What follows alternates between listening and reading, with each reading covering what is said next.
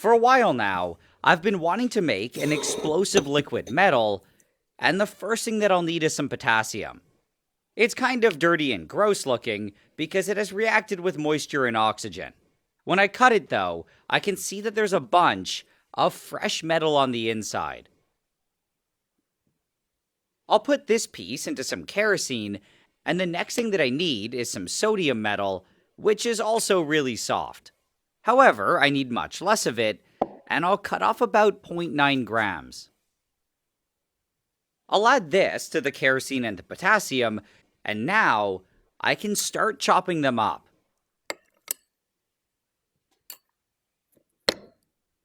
It took a few minutes of stabbing, but I was eventually able to break them into a bunch of small pieces. At this point, it just looks like a pile of junk, but this should change when I start squishing it.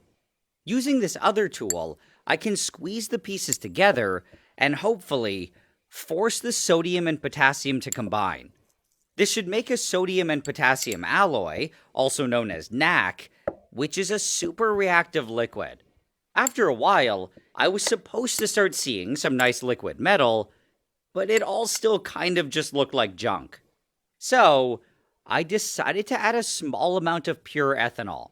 This immediately reacted with the dirty oxide layer on the metal and started cleaning it.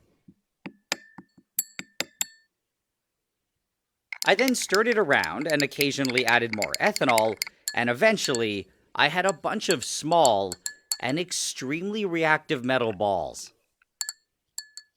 They were kind of refusing to combine though, until I added a bunch of ethanol all at once. I then stirred this around for another couple minutes, and I eventually had a perfect ball. I poured off almost all of this dirty yellow kerosene, and I transferred it to a test tube with some fresh kerosene. I also added some more ethanol, and when it stopped reacting like crazy, I pulled out some of it with a syringe.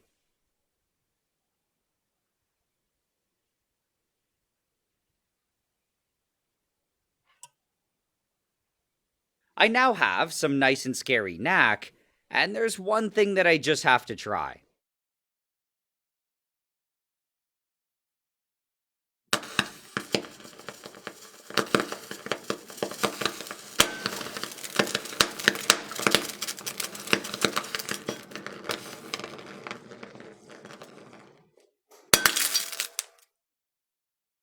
What I have here is a liquid metal that kind of looks like mercury, but it's actually something called NaC. I made it a while ago by combining potassium and sodium metal, and it's extremely reactive and potentially explosive. Something I've been really wanting to try, though, was to shoot it into some liquid nitrogen. It shouldn't react with it or anything, but it should be more than cold enough to freeze it and turn it back into a solid. Okay, so at this point, it's looking pretty good, and I have this nice little metal egg. Despite it being really cold, though, it should still be super reactive, and I just had to see what would happen if I threw it in water.